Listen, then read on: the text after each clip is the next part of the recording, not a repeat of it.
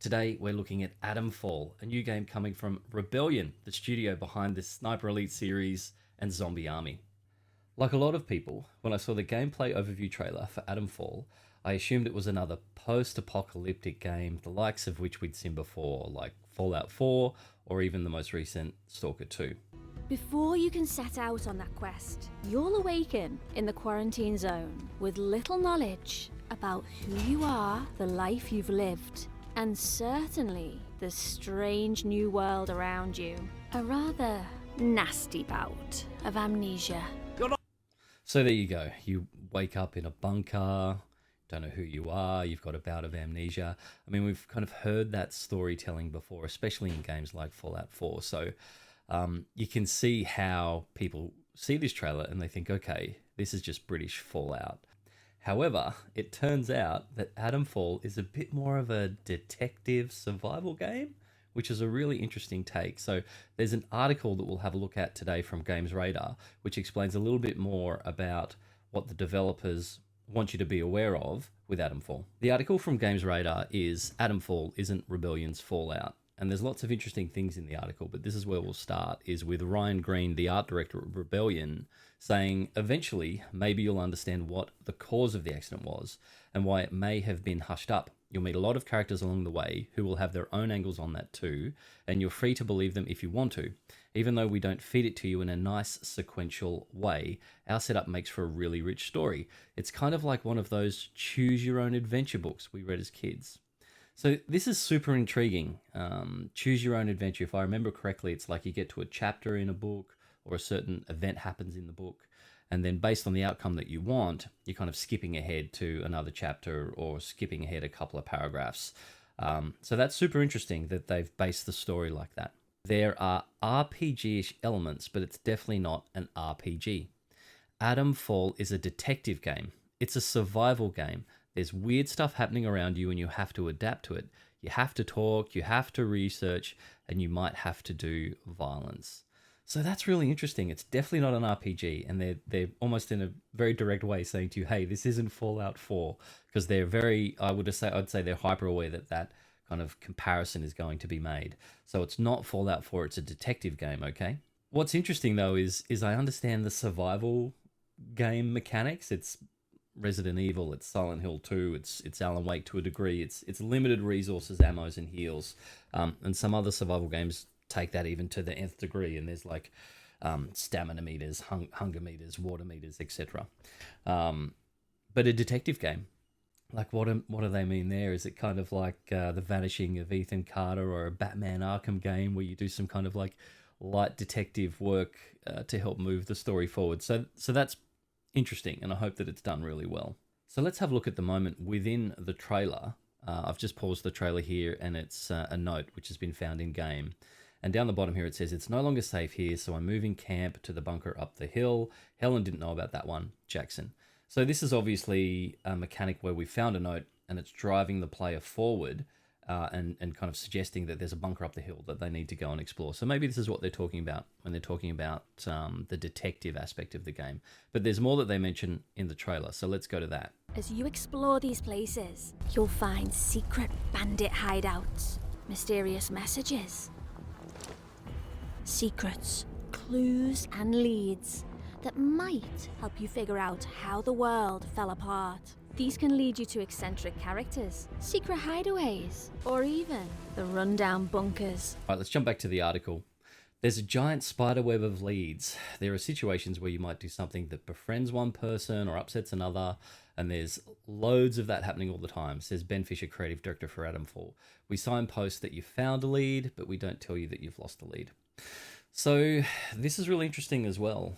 This part sounds ambitious, and instead of traditional quests, you'll follow leads. So think of them in a way as kind of breadcrumbs or clues or fragments of information.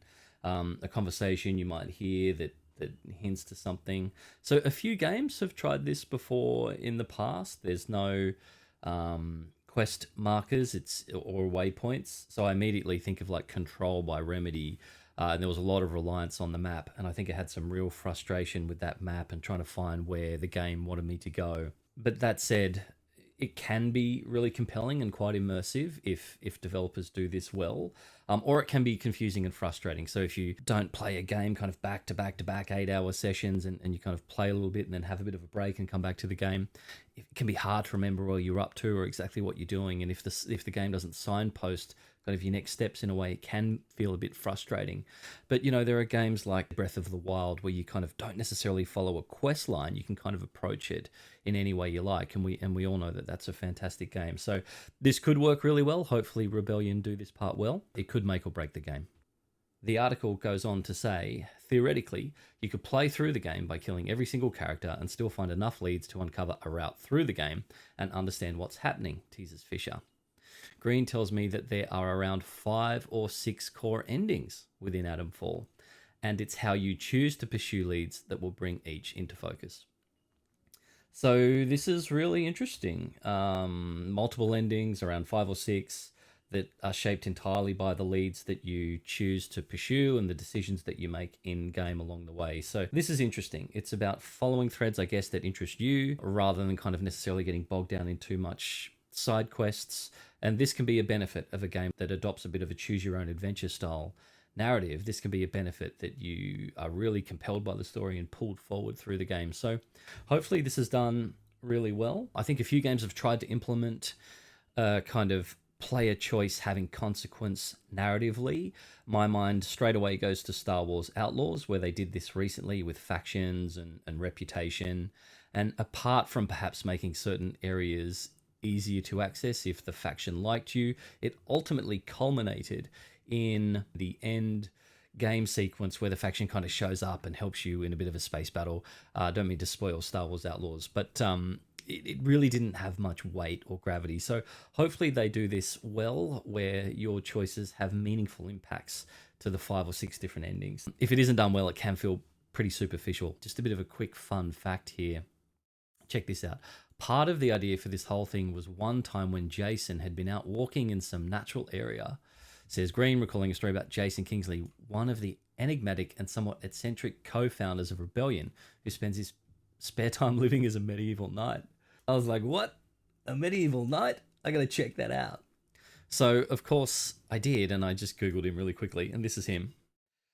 And he writes books, and he spends his time living as a knight, obviously, but he's also got a YouTube channel, Modern History TV. So anyway, I just thought that was really interesting that the CEO of Rebellion is Jason Kingsley, who goes around dressed as a knight and has a YouTube channel, Modern History TV. So interesting character. Anyway, back to the article. I nearly said Fallout. Fuck. Atomfall isn't an open world. The article indicates here that Atomfall has been in production for around 6 years, and the decision was made early on to set it within a series of sprawling, interconnected sandboxes rather than a true open world. That decision was partially made based on our existing technology at the time, says Green. It was going to be a little bit of a heavy tech investment, so we decided to go with this linked sandboxed approach. So it's not an open world. It's areas, it's levels, it's stages. They're linked together by loading screens or cut screens, or what do we say here? Interconnected sandboxes. So they might cover the load screens very well. And, with today's kind of fast PCs and fast consoles, we tend to get through load screens pretty quickly. But hopefully they don't kind of smash us over the face with load screens, because I think players have indicated they are getting a bit sick of load screens. You just have to look at Starfield. And kind of that was one of the main complaints that the player base had about Starfield, was you just pretty much going from load screen to load screen. So interesting that it's not a true open world, that it's connected sandboxes, but if they do it well, it shouldn't be a problem. So we're all clear on what a survival game is. It's kind of health meters or thirst meters, or in other kind of games like Resi Evil or Silent Hill 2, it's kind of limited ammo, limited kind of health resources. So we're kind of clear on what a survival game is. So that aspect is less kind of interesting to dive into. And we'll also skip combat, because we understand what kind of the combat in these games is like. You can slot 4 weapons, I believe. Again, limited resources, so you're going to be relying on kind of your melee weapons, your knives, your cricket bats, etc. What I want to do is skip to a particular point in the article that talks to how they kind of handle in-game difficulty settings. So let's do that. In the article, Green says, we don't have traditional difficulty settings, but playstyle settings instead, says Green, explaining that the team is keen to support players in the ways that they want to play Atomfall. Fish adds, because the game isn't just about combat, we allow the player to choose different playstyles that influence the amount of resource scarcity and the intensity of combat and the amount of guidance for their exploration. So I wonder how this is going to be implemented. It sounds interesting. Is it just going to be in-game sliders in the menu, or will it be part of the prologue setup where you kind of have some player choice at the start, which gives an indication of how you'd like to play? We'll find out, I guess, when the game comes out. So in closing, I wanted to make this video because it's easy to get caught up in the trailer and think that it's just like a Fallout ripoff or British Fallout. I still kind of see comments in their trailer kind of indicating that that's what people think of it. So I wanted to make this video to kind of add to the discourse about how it's not a Fallout 4 clone and how that there's a bit more under the hood here. So I'm looking forward to the game. Hopefully all of these mechanics, the survival, the detective stuff, hopefully that's all done really well. It could be a very promising game if that's the case. I think we're all looking for something different. This game sounds ambitious, and that's why I'm going to be adding it to my wish list. Hopefully it's a good one. Looking forward to playing it. There'll be more gameplay on my channel. Thanks for watching. If you've come this far, I really do appreciate it. Give me a like on the vid. If you did enjoy this video, give me a thumbs down. If you didn't, give me some feedback as to what you want me to do differently. Hopefully you enjoyed the video enough that you subscribe. All right, well, the game's looking good. Fingers crossed that it plays well and that it's received well by everybody. All right. Thanks very much. Speak to you later.